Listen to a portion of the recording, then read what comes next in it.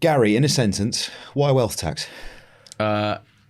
If you don't do wealth taxes, living standards will continue to collapse very quickly. Let's dial into that and that correlation between those two things, right? Because I think, what you're saying is widening wealth inequality leads to a decrease in living standards. I mean, talk to me about the relationship between those two things. So I came to this idea in 2011, aftermath of the 2008 crisis, in a period where there'd been about 3 years of everybody thinking the economy was going to get better because people are going to have so much money, they're going to spend so much money. Quite reminiscent to the post-COVID period. It wasn't happening. And I wanted to understand why people aren't spending money. And I think all you need to do is look at the wealth positions of ordinary people. So my parents' generation, my dad worked for the post office for 35 years. Regular person, regular job, buy a house, retirement, family, holidays. My sister's got 2 degrees and she's got a West End musical playing at the moment and she can barely pay the rent. So what you're seeing is loss of wealth. What I want you to understand is wealth inequality is not just about Elon Musk. It's also about where's your wealth? Where's your sister's wealth? Where's your kids' wealth? Where's your dad's wealth? My dad had a regular job and owned a home and had a pension. And now people can't do that. And the other big, I think, elephant in the room is government wealth. Government wealth has collapsed. So what I need to recognize is these guys are amassing wealth. That does not come separate from us. They are taking the wealth of the rest of society. And because of basically compound interest, if you don't do anything about that, that will accelerate very quickly. And we've spoken a couple of times over the years. Has anything that I've said is going to happen not happened? This wealth. It's not those guys over there accumulate wealth. In the last 5 years, fastest ever increase in wealth of the super rich. At the same time, collapse in government wealth, collapse in living standards for ordinary people. These are two sides of the same coin. If you don't fix this, it's going to get worse very quickly. Can you just give us a sense of the scale? I mean, how unequal is it? Because I guess people listening, they will have that experience that you're talking about where, I don't know, maybe half their paycheck goes on their rent every single month. Their take-home pay, they can do less and less with it. But obviously they're probably not that directly related or connected to people who are right at the top 1%, 0.1%. I mean, what is the scale of the problem we're talking about? So the truth is, statistically, we don't know. Because at the moment, we don't know who owns what. We're not measuring it. We're not recording it. I always remember when Rishi Sunak became Prime Minister and suddenly appeared on the Sunday Times Rich List. It's like, well, was he born in January? You know what I mean? He was around. The fact is, we're not measuring it. These guys, the very rich, are very effectively, successfully hiding their wealth. But obviously, you'll have seen in the last couple of weeks, we had Elon Musk, world's first trillionaire. Just happened that week, somebody sent me a clip from my first ever video, June 2020 on my YouTube. And I was talking about how the government's giving out £300 billion. And that amount of money is so big, you can't understand it. And I tried to explain it by saying it's 3 times the wealth of the world's richest man. So 6 years ago, the world's richest man was worth £100 billion. And now Elon Musk is worth $1.2 trillion, right? This is in Western economies that are growing 1 or 2% a year. This is, you don't have to be a genius here. If you have a small group of society with an enormous chunk of wealth that's ballooning at 20, in the documentary we had Bassem Haydar says he doesn't take less than 15% a year. So if these guys are growing 15, 20% a year in economies that are growing 1% a year, that's cancer. That is cancer. That is exactly cancer. That is, you have a small part of your body that is growing at an incredibly rapid exponential pace, and it doesn't feel so bad at first, but it takes over everything. You were asking him in the documentary as well to sort of explain his assets and define his wealth. And actually, he wasn't keen to tell you that information. And obviously that is, he's not unique amongst that class of people for not wanting to reveal that information in terms of specifics. But obviously, if we're going to talk about, okay, well, we want to tax that wealth specifically, obviously we have to figure out how much people are worth, where their assets are, and how and when you tax them. And have you thought about that as a potential stumbling block? Let's say the policy position is, a floor 2% of wealth above £10 million, £100 million, whatever, set it wherever you like. But obviously, every single year, then we have to appraise people's wealth, don't we? We have to figure out how much they're worth in order to tax it. I mean, how do you think about that problem? It's tricky, but it's doable and it's essential. When you say that to me, the obvious thing that comes to mind is the JFK quote, we send men to the moon and do the other things, not because they're easy, but because they are hard. Taxing the very rich is very difficult. And that is why the vast majority of human history is 10 guys owning everything, while the rest of us fuck off in a field somewhere, right? That's, it's not easy. It's not easy. But if you don't do it, then society will collapse. You know, it's not easy. It wasn't easy to stop the fucking Nazis, was it? You know what I mean? You know, it's not easy. It was not easy to do a lot of things, but you do them. You know what I mean? It wasn't easy to fucking, you know, invent the fucking polio vaccine. Like, we fucking did it. Yeah, it wasn't easy to move from the kind of world my grandparents lived in, where regular people lived in desperate poverty, to the kind of world my dad lived in, where you can work for the post office and have a fucking house. You know, it is hard. But you know what? Like, countries that do not do difficult things that are essential, they get what they deserve. You know, and we're getting that. It's just a question for the British public. Do you want things to be fucking shit or not? If you don't, then get your head down and do the hard work. That's a tough political sell, isn't it? Yeah, life's going to be worse. Vote for me. No, the reason I ask is not to, you know, undermine the credibility of the argument, because it's one I'm sympathetic to, right? But when I think about how to implement it and mechanisms for doing it, I wonder how you draw a distinction between something like an inheritance tax, for example, which, you know, obviously we already do it. It gives you this defined moment in time to appraise the assets that somebody has. And of course, it has the benefit of all the legal apparatus, accounting apparatus that exists already in terms of allocating people's inheritance. So at that point in time, you could say, okay, we know the wealth now and we're going to tax it at this point, rather than, let's say, an annual wealth tax. I mean, how do you think about the tension between those two? It doesn't have to be annual. Yeah. You can do it every 10 years. You can do it every 20 years. You know what I mean? Inheritance tax on the very rich is 50% every 30 years. You know, and a wealth tax, we're talking about 2% every year. It's very similar. But listen, we do it when you get divorced. When Jeff Bezos gets divorced, suddenly we know everything he fucking owns. You know what I mean? We do it when you die. We do it when you get divorced. Say you want to do it every year, and we're, oh, sorry, that's impossible, mate. It doesn't need to be every year. So, and I never said, listen, we're in this kind of stupid space in the argument now, where I come up legitimately and say, society and living standard is going to collapse. Poverty is going to explode if we don't deal with wealth inequality. Let's do a wealth tax. And a bunch of fucking rich people and people paid by rich people say, oh, well, that's impossible. It's not, it's impossible because it's every year. I never said it has to be every year. Why is it impossible when I say it, but it's not impossible when Jeff Bezos gets divorced? Is the only person in the world who can do a wealth tax Jeff Bezos' ex-wife? Is that what you're telling me? She's, well, do we need her? Listen, get her on it. Yeah, listen, of course, it's doable. we do it all the time. Are there any arguments that you do find convincing, though? Like, maybe not convincing, but, you know, if you were to, like, you know, steel man your argument and think about what are the counterpoints to what you're advocating, like that you actually go, yeah, do you know what, you've got a point there? Does that exist? No, there are. Listen, I would love to have a really serious conversation. You know, you saw this in a documentary at the end of my sort of discussion, if you can call it that, with Dan Needle, where, you know, he was saying we've never even thought of the political consequences. Yeah, I've been doing this for 15 years, by the way, right? I've never even thought of the economic consequences. And I said to him, listen, so in my opinion, when you have very high inequality, it pushes wages down. And lower levels of inequality push wages up. And I think this creates a problem, because if you have part of the world, and I think this is the story of, like, sort of the last 40 years. If you have part of the world which is low inequality, which was, you know, Europe and the US and Japan or whatever, and then part of the world which is very high inequality, which is, you know, the rest of Asia largely, the unequal places have low wages and the equal places have high wages. And that creates an economic drive for immigration, from the unequal place to the equal place, and for capital flight from the equal place to the unequal place. And this is basically why Europe has deindustrialized. Because rich people, they don't want to pay fucking European wages. They want to go to the really, really unequal parts of the world and pay really, really low wages. But we can deal with that. We can deal with that. You know, I think you have to be talking about things like tariffs. I think you have to be. You know, really, all I want is for there to be a sensible conversation which understands flows of wealth. And as it is, wealth is flowing away from this, you know, briefly very enriched Western middle class towards billionaires, domestic and foreign. And we need to talk about how can we stop the flow of our wealth away from, like, Western governments. So I talk a lot on my YouTube about the amount of wealth owned by governments. And Zuckman, who is like the big design guy, if you really want to get into details on design, you get this French economist Zuckman on. I'll give you his number. If you really want to get involved in design on this, you can talk to people like that. But I think there's this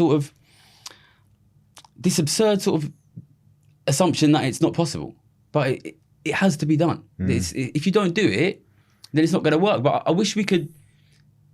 I feel like it's deja vu all over again, because I'll go on show after show after show and I say, all right, my part of the economy, the part that I'm an expert on, is on fire, guys. And can we put the fire out, or else everything's on fire? And people say, oh, but the tax you've suggested is not workable. I think we'll just let it burn. You know, can we just listen, we do need to talk about flows of wealth. Yeah. So if government wealth has gone from plus 100% of GDP to negative 100% of GDP, that's a disaster. That's a disaster. And then that necessitates the closing down of the welfare state. Do you want to close the welfare state down? And it's kind of crazy. The world, it's mad, the world that I live in, where like everything that I said was going to happen has happened again and again and again. And there's a reason why I made millions of pounds trading for Citibank, and I make it again trading for myself on fucking IG Index. You know what I mean? Because I'm fucking good at this. Go and watch my fucking YouTube video from 2020. I predict cost of living crisis, inflation crisis, house price crisis, gold price rise, stock price rise, austerity, all of these things, right? Because it's happening. And then people turn around to me and say, oh, but your specific proposed solution doesn't work. And then they want the conversation to end there. Yeah. You know, if you were like on the Titanic and you're like, guys, there's a hole at the bottom, let's get on the lifeboats. And they said, well, that specific lifeboat is fucked. You fucking do something. But what it shows is these people, they don't care about fixing the problem. You know, I speak to Dan Needle for like 3 hours. Dan Needle, for those who don't know, he's on a documentary. He's a tax expert. Your specific solution doesn't work. Your specific solution doesn't work. Okay, I'm not a tax planning expert. I'm an inequality economics expert. Dan Needle's not an economic expert. He's a tax planning expert. So I say to him, the economy's on fire. It's going to be destroyed. We need to do this wealth tax. And he says, that doesn't work. Do these guys not realize nobody has more to lose by not fixing this broken system than them? Because they live lives of extreme luxury and they are allowing the system to move very, very quickly towards extreme instability. Extreme instability. You know, listen, I don't worry about Nigel Farage and I don't worry about Donald Trump. I worry about what comes after Nigel Farage and what comes after Donald Trump. Because both of them will fail on the economy. They will cut taxes on the rich and living standards will fall. And then they will have to reinvent themselves further to the right. And it's very hard for me to look at what's happening now and not be reminded of what happened in the 20th century. So look, you know, there's so many interesting discussions we can have. What drives me mad is where is the fucking place to have these discussions? You know, where is the government department that says we're worried about inequality growth? Listen, when obviously you probably know I'm trying to lobby Burnham. Everybody knows, right? And I don't say to them wealth tax now. What I say is give me 4 or 5 fucking smart guys that I can work with. You know, I don't have to be the fucking boss. Just let me have some communication with them to really work out how we stop this inequality from growing. You know, can we just stop this like stupid Marvel hero interpretation of the economy, which is like, oh, you said the economy's going to break and you're right. Well, you fucking fix it, you fucking dick. This is not Gary Stevenson saves the world here. I'm telling you what's going to happen. It'd be all right though, wouldn't it, if you did save the world? I don't think anyone would complain, yeah, Gary. But I'm busy. I'm tired. For making content, bro. Yeah. You mentioned, okay, there's a lot in your answer I want to talk about, and we will come back to the kind of the politics of this and Burnham a little bit, but I just want to dial into capital flight because I'd like you to talk more about it, not least because when I have been having conversations like that, and it very often gets thrown back in my face if I will say something, you know, we could consider wealth taxes, and immediately I've had it, you know, high profile Conservative Party politicians will say, well, they're all just going to up and leave, you know, and obviously I think there's already a degree of there's pushback there, which is that some of these assets, bricks and mortar, you cannot just pick them up and relocate them to Dubai. Obviously, you can arrange your tax affairs in such a way and you can domicile yourself in these other places. But America, which quite often these people sort of point to as this shining example of capitalism, taxes their citizens wherever they are in the world. Right? And it is the price you pay. If you wish to be an American citizen, this is the price we ask of you. And people pay it, right? And so I do feel like there's this kind of blinkering or like deliberate ignorance that kind of gets inculcated, which is basically like, no, the status quo is the only thing of which like we can conceive. We can't imagine or create like an alternate way of addressing this problem. But in actual fact, there are actually some real world examples that already exist, right? That you can point to as a way of trying to stop that from happening. Yeah, I think deliberate ignorance is the perfect phrase really for what's happening here. You know, I did a video on the Economist, the magazine, the other day. And they said, oh, they fucking hate wealth taxes. They're like, what you want is an inheritance tax. But, okay, ordinary people, they spend their money when they're alive. Rich people, every single pound a rich person has now will be inherited by their kids. So wealth tax, inheritance tax for the rich, same thing. Same tax for the rich. And then they say, we hate wealth taxes, but we love inheritance taxes. Same fucking tax. If it wasn't so serious, it would be funny.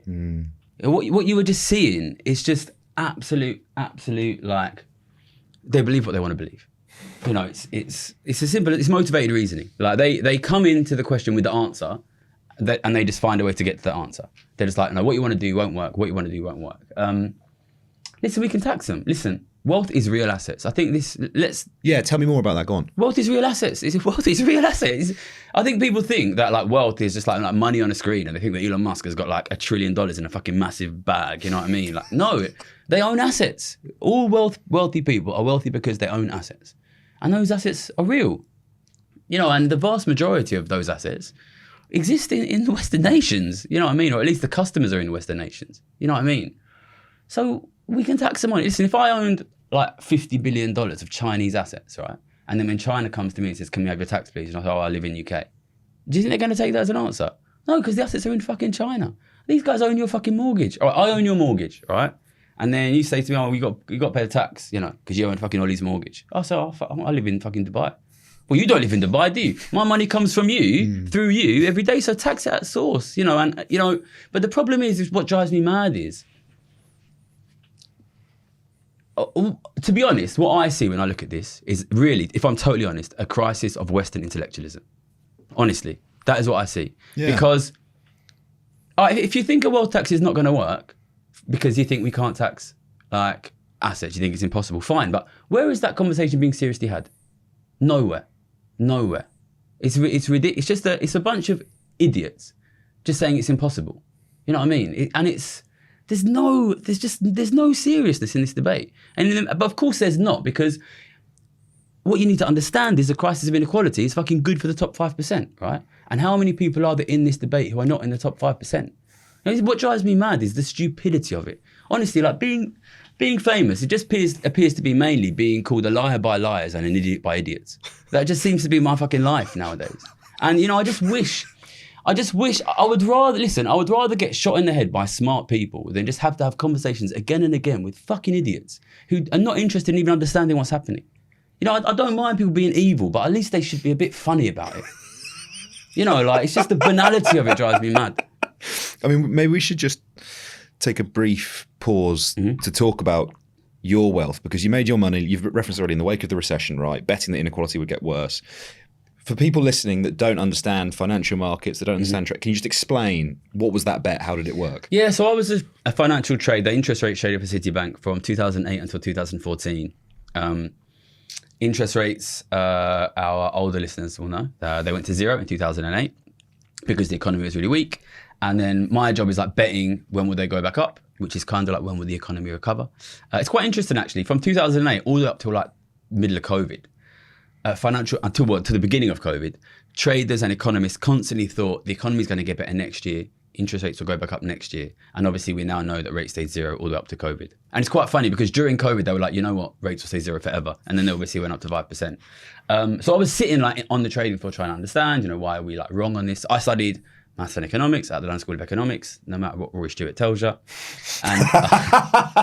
And so I studied economics, and I was really interested to see like, why is it that like all of our predictions are like wrong all the time? And I just wanted to understand like why the economy stayed weak.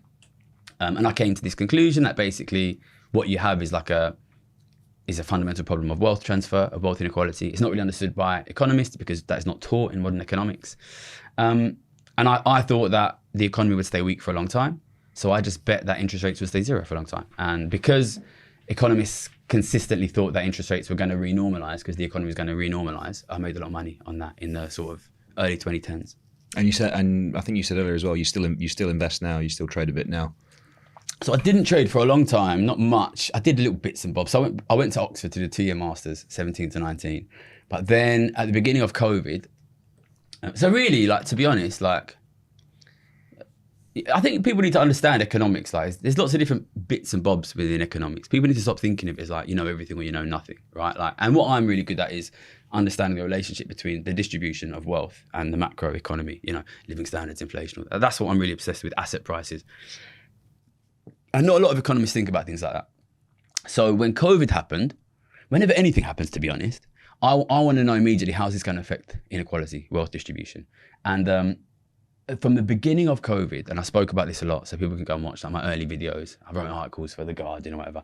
The beginning of COVID, if anyone like did the analysis, you would realize, oh my God, this is going to be like the biggest increase in inequality in history. Because basically what COVID was economically was the banning of the spending of money of rich people.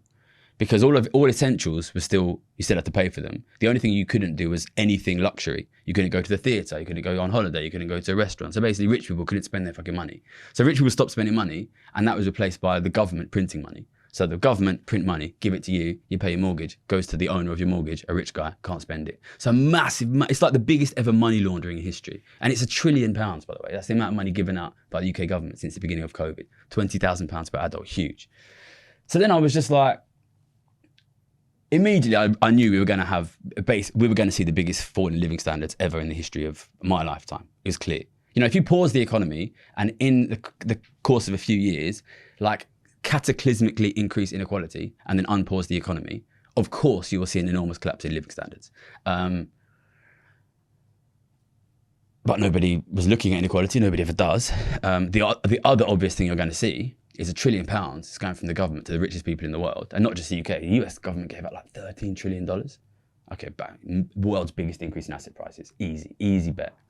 And I was sitting there at the beginning, and I remember I was holding government bonds, and they went up, and the gold price went up initially, and I was like, I need to buy gold, and then the gold price dived, and I was like, this is the stupidest move I've ever seen. It was so obvious that we're going to see the massive increase in asset prices. So I put a bet, £1 million of gold on a betting platform, basically. Our gold price trebled since then. So I made a lot of money on that bet. Like, it was easy, really, to be honest. And I think, but it's funny that is the same time that I like became public about what I'm doing. Yeah. And it's weird to me because I don't think I could or should give economic advice unless I'm betting on it. Like, there was a guy I used to work with in the book, he's called Billy. Best trader I ever worked with, working class guy from Liverpool, and he said to me, don't tell me your opinion, tell me your position. I want to know what you're betting on. And I'll tell you this right now, if you had the rule, nobody could chat shit on TV about the economy unless they're betting their own fucking money on it. There'd be a lot less fucking bullshit on the TV. I'll tell you that right now. People talk about that, don't they? Just like skin in the game. Listen, I'll tell you this, Time in the market. It drives me mad. Like, until you've experienced, I remember my first ever big trade I had on, right? I remember it, this is not going to mean anything to you, but it was a 3-month dollar Swedish foreign exchange swap. And I put on $300 million, a lot of it. That sounds bigger than it is, but that's what I put on. And I was like 21, maybe, was I 22? And I went home and I was still living with my parents in a little terraced house. And we were having dinner in this little fucking tiny kitchen with a fucking black and white TV with a fucking dial, true story. And I remember sitting there thinking, I've never even been to fucking Sweden in my life. What the fuck am I doing? And then all of a sudden you start thinking about, I don't know nothing about Sweden. I went into work at 4 a.m. the next day and you want to know everything about Sweden. And what I realized is betting my money on my opinions fundamentally changed the way I think about opinions. And the truth is, most people are just fucking chatting shit. I'm sorry, but until if you can say what you like, right? But if you realize that if it's wrong, it's going to cost you 200 grand, you're going to think a lot fucking more before you say it. You know what I'm saying? This is what drives me mad about having to meet the people like Dan Needle and that. They can say what they like, or, you know, go on the rest of the politics. They can say what they fucking like. You know, when I was in the city, everybody thought I was an idiot. And at the end of the year, everybody emptied their pockets out and gave it to me. And then nobody thought I was an idiot. You know what I'm saying? Like, it's so frustrating for me. Like, you predict it right again and again and again and again and again. And you have people like Rory Stewart saying, do you think you're motivated by class anger? Well, if it's class anger, it's making a lot of good fucking predictions, isn't it? Honestly, this is what I mean when I say the death of Western intellectualism. Honestly, seriously, like, it's the death of science. Listen, if somebody like me, who consistently makes correct predictions in the face of a bunch of posh idiots that are wrong every year, is not listened to, science is dead in the West. I'm telling you, this is what it is. This is what it is. Let's talk about the moment then, because I alluded to it earlier, right? There's this change happening at the top of the Labour Party, and I think you've actually said, you know, this is kind of a window of opportunity for a wealth tax, or indeed another mechanism possibly to address inequality regardless. I mean, when I've interviewed you in the past, we've spoken about, you know, the extent to which or not you're being taken seriously by people in power or people who are about to get in power. You mentioned Burnham earlier. I mean, have you managed to speak to him about your ideas? Have you managed to speak to people at the top of the Labour Party? I've not managed to speak to Burnham himself. I'm sure he's a very busy man. I would love to. If he wants to speak to me, like, of course we would make time for him. Everybody knows he's going to be the next Prime Minister. So look, I'm not a professional lobbyist. I'm trying. It feels like I am. I don't have any history in lobbying. I'm like, obviously, look, I don't do what I do to be big on YouTube. I do what I do because I want to change policy. And you know, we are at a point now where I feel we have an offer.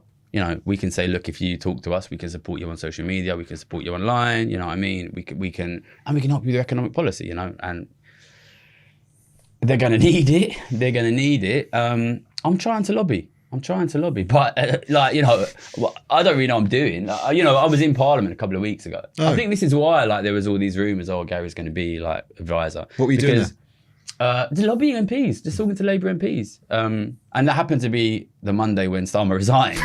But that was just pure coincidence. Yeah, no, you walked into his office and said, "Kia, mate, it's time to go." No, it's pure coincidence. The game's up, mate. I'm trying to lobby, but you know, it's a game of like Burnham whispering out there. Like, everyone is like, you're trying to work out who actually has access to Andy Burnham, who he's actually listening to, who he's not listening to. Listen, I'm here. I would love to speak to him. Look, I don't do this for fun. You know, it's this really serious. It's really, really, really serious. You know, even if you forget the fact that if Burnham fails, it's going to be Farage. Even if you forget that, these falls in living standards are going to increase rapidly, and something needs to be done. So, you know, I'll be here. If I see any opportunity that I think we can get this, then I'll be in there. You know, if I thought Farage was serious about giving us wealth taxes, I'd be in office with Farage. I don't think he ever will be. But, you know, to be honest, I'm incredibly proud because I did a video when Starmer came in. Yeah, when Starmer came in, we weren't in the game. And listen, I'm not saying I'm the fucking Burnham whisperer, because I'm not, you know, but like, I think we have a pitch here. If I'm in my heart of hearts, if I'm totally honest, I don't think we're going to get it, but we're in the game. And I'll tell you this now, if they don't give us it, they're going to be in a lot of trouble. So there's one part of running a tax like this, right, which is the taking that wealth, that cash from the people that have it. And then obviously the next part of that equation is, okay, well, what do you do with the money that you generate, right? And story in Westminster this week is about defence spending.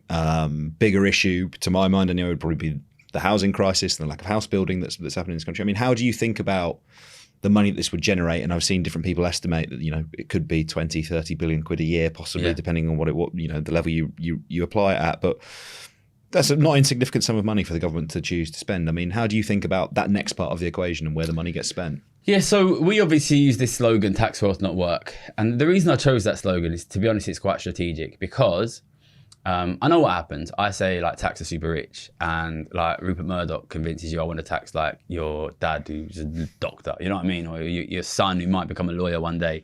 And I try to make it really, really clear. The truth is, the game we're in now the government can't really borrow any more money, we're in a situation where you have three options, which is increased taxation of the very rich, increased taxation of workers, or further reductions in the welfare state. So really, taxation of the middle and taxation of the top are competing options at this point.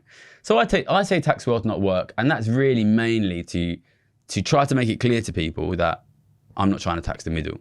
The reality of the situation is, you know, I'm an inequality economist. If you don't stop inequality increasing, you'll have a disaster. I'm like relatively agnostic about how you spend the money. Like, I think it's important that people stay in their lane a little bit more.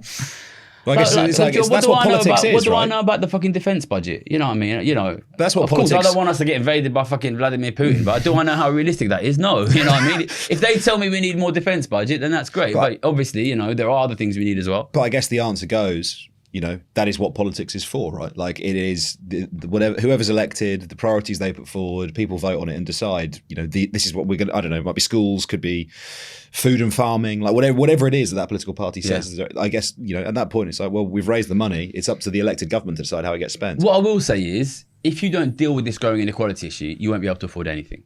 This is why I was able to correctly predict the rapid collapse of Starmer before he came in. I was able to rapidly predict the rapid collapse of Sunak before he came in, because we are not in a situation where the situation is just bad. We are in a situation where the situation is bad and aggressively worsening in a rapid and accelerating fashion. That is the current state of play in the wealth distribution.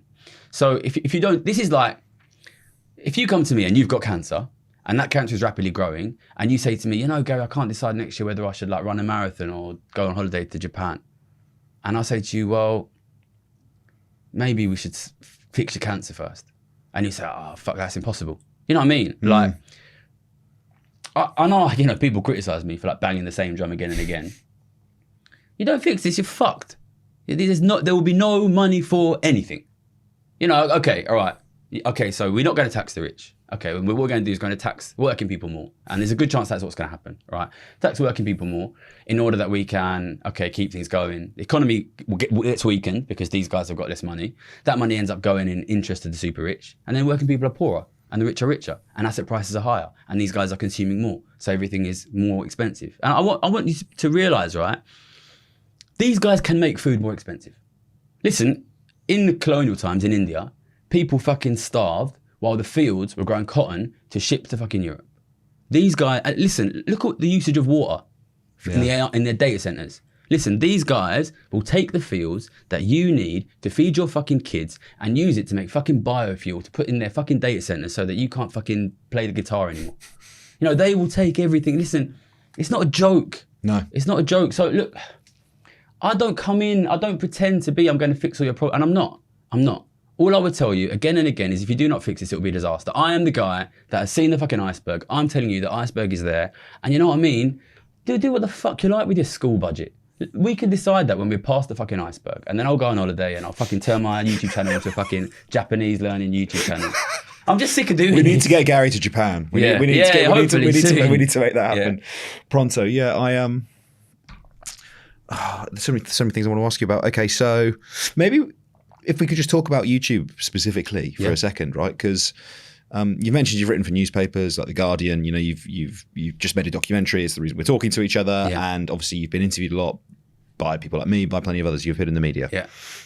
What is it about YouTube that you like, or indeed that you've figured out about it as like a medium for communicating ideas and sharing insight and knowledge? Like, so in 2020 is when I started like writing publicly, and I think I started writing for, my first article was published for Open Democracy, then I wrote for The Guardian, I wrote for The Express, I wrote for loads of papers in 2020.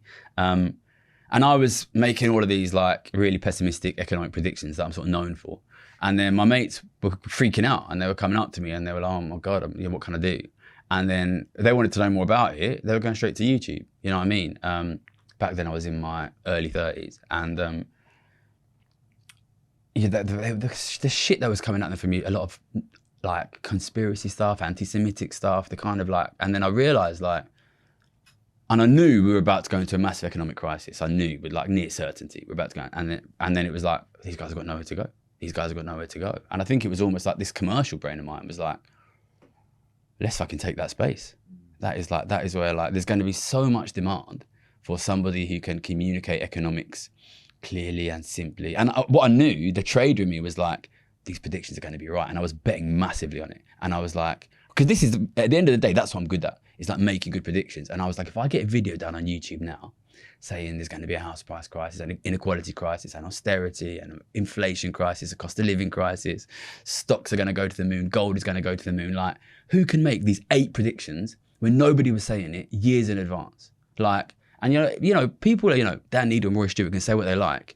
Anyone can go and watch that video from 6 years ago, and I fucking had it all nailed from the start. And it was just like, bam, I'm going to drop this video, and then I can fucking go on holiday for 2 years. Because I'll come back 2 years later, and I'll be the guy that was fucking right. And everyone will have seen it on YouTube, And I just saw the gap. Man. It was just like glaring.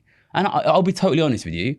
I don't think there is a single other person in the country explaining economics to the public in a way they understand. Yeah. And then that's like... I think that's really, really, really true. And I do... Well, yeah. Do you think like financial literacy, whether it's people in their own personal finance, investing in, stocks and shares, ISAs, whatever it is, do you think we do have like a gap more broadly as a population about, not just about macroeconomics, right, but about our own personal finances as well? I mean, yes. But the truth of the matter is, you're not going to fucking trade your way out of this. Yeah. You know what I mean? We are going back to the kind of economy that my grandma grew up in, where, her parents worked regular jobs and 3 of her siblings died of tuberculosis. You know what I mean? If we was in Nigeria now and some kid came up, on the streets of Lagos and said, oh, give me some money, would you turn around to him and say, have you thought about fucking buying Bitcoin? You know what I mean? You're not going to trade your way out of this. You're not. This is, I think, it's such an important point. I've heard people describe this as like financial nihilism. That the like outlook of younger generations who have had, I think average earnings, average house prices now, I think to get your average deposit, you're looking at saving for about 13 years. Yeah. And that's, in London, it's then 30. Yeah. And I think it's actually a kind of natural reaction for younger people to see those figures and go, well, I might as well speculate. Yeah, I might as well consume because, even with the power of compound interest, am I really going to spend the next 30 years of my life saving so that I can buy a house when I'm 50? Yeah. And the house price will be double by then anyway. Well, and you probably won't be able to get a mortgage, right? Because you'll be in your 40s and 50s, you won't be able to get the mortgage term. So it's, but I think we need to... Because people can check, you can see why people check out in response to that. Look, I get it. I get it 100%. And this is kind of what keeps me up at night is how do we... What story do we tell to these people, People who have this kind of mindset, it's largely young men. They want to find their own way out of it. And they, obviously, you've watched the documentary, so you've seen, there's a guy in the documentary who's kind of selling, I'll teach you to get rich, I'll teach you to get rich. And I didn't love his energy. If I'm having spent a bit of time with him, the less I say about him, the better. That's very you can see it in the documentary. These young men, it's not just young men, they become very vulnerable. They become very vulnerable. If you are in a situation where you desperately want to get rich, and the truth is there's no good avenues there for you, you are like, there's this saying in markets, if you don't know who the fool is at the poker table, it's you. You know what I mean? You're anybody's fool if you're desperate. And I wonder how can we... What I want is for these people to fucking strap up and get along with me. You know what I mean? Like, let's fucking fight. Let's fight, you know what I mean? Let's push back. Let's make something. Listen, I've got to be honest. If you're in your 20s, early 30s today, your parents fucked it for you. But you can save it for your kids. That's what you can do. And the way you save it for your kids is you fucking do what your grandkids did and you fight collectively. You fight collectively for a fairer share of the pie for you and your family and your community and for people like you. Listen, I know it's not fashionable to be into politics, but listen, if you don't do politics, politics is going to fucking do you. And it's happening right in front of your face. So listen, that's why I do what I do, and I've encouraged, there's lots of other people out there on social media. Barry's Economics, he's great. Louise Munch. There's great people out there doing great work. Jimmy the Giant, obviously yourself. Get on board. Build something. And it's this is, if I'm totally honest, I think the most powerful thing the rich ever did, really, was to make the poor as selfish as them. Because if the poor are selfish, who the fuck protects the poor? Because you can't protect yourself one-on-one from fucking the world's first fucking trillionaire. He's going to beat you. The only power you ever had was strength in numbers. That's the only way the poor ever defended themselves from the rich. And if you don't use that, you're going to be fucked. But, if there's anyone out there today, what we need is, there's a good quote, Napoleon, right? A man does not have himself killed for a halfpence a day or a petty distinction. You must speak to the soul in order to electrify him. And if there's any young people out there today, I don't care, artists, musicians or whatever, storytellers, I want you to find stories that we can tell to our young men and women today that get them to fucking put down their fucking stupid fucking selfishness, which allows them to be taken advantage of by the rich, and work together like their fucking grandparents did. That's the only way you're going to survive this. Gary Stevenson, How to Get Filthy Rich, airs Wednesday the 8th of July at 9 p.m. on Channel 4 and streaming thereafter. Gary, it's been an absolute pleasure talking to you. Thank you. Thanks for having me.